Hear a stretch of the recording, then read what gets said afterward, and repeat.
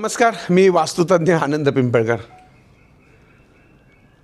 माणसाची लायकी ही त्याच्या कर्माने ठरते असं माझं नेहमीचं म्हणणं आहे. या जगामध्ये प्रत्येक माणूस एकसारखा जन्माला येतो, पण समान उंचीवर पोचत नाही. कोणी प्रचंड यशस्वी होतो, नाव कमवतो, पैसा कमवतो, मान सन्मान मिळवतो, आणि काही जण आयुष्यभर नुसते झटतात, पण अपेक्षित यश काही मिळत नाही. मग प्रश्न पडतो की हे नशीब वगैरे काही आहे का आणखीन काही वेगळं कारण आहे का हा नाही यशस्वी झाला, का हा एवढा यशस्वी झाला? तर खरं उत्तर आहे कर्म आणि स्वभाव. यश फक्त मेहनतीने मिळतं का? तर हो, मेहनत आवश्यक आहे, पण मेहनतीसोबत काही गुण पण तुमच्याकडे आवश्यक आहे, ज्याला आपण कर्म म्हणू. जसं की शिस्त, सातत्य, संयम, सकारात्मक दृष्टिकोन, शिकण्याची तयारी, हे सगळं असेल, हे कर्म चांगलं असेल तर निश्चित यश येतं. अनेक लोक कामं करतात पण सातत्य नसतं.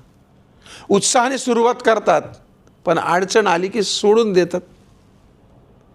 यश म्हणजे फक्त प्रयत्न नाही, तर अडचणींवर मात करण्याची मानसिक ताकद आहे. स्वभाव कसा अडथळा ठरतो माहिती आहे का? काही लोक खूप प्रतिभावान असतात, पण ते खूप अहंकारी असतात. टीका सहन करू शकत नाही, सतत इतरांना दोष देतात, स्वतःला शहाणे समजतात, दुसऱ्यांना शून्य समजतात, नकारात्मक विचार करतात.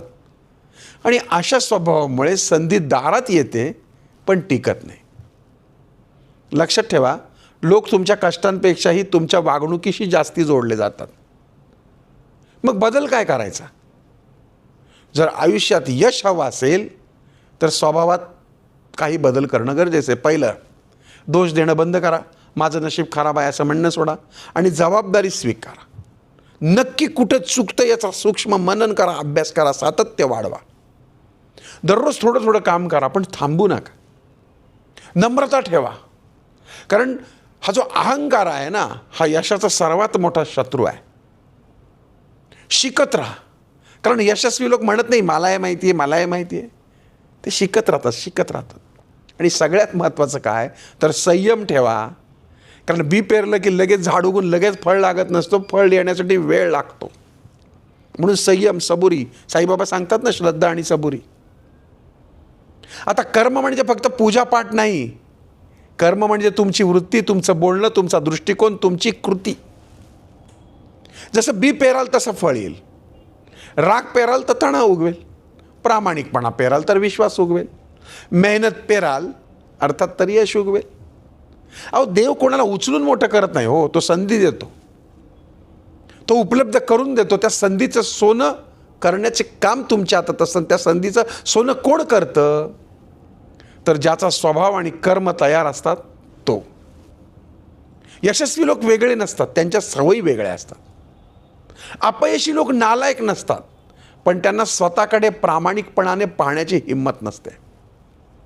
आणि म्हणून माणूस त्याच्या जन्माने मोठा होत नाही, तर तो त्याच्या कर्माने मोठा होतो. आणि म्हणून नशीब बदलायचं असेल तर स्वभाव बदला, विचार बदला, कर्म बदला. यश आपोआप तुमच्या पायाशी लोळण घेईल. चला, पुन्हा भेटूया.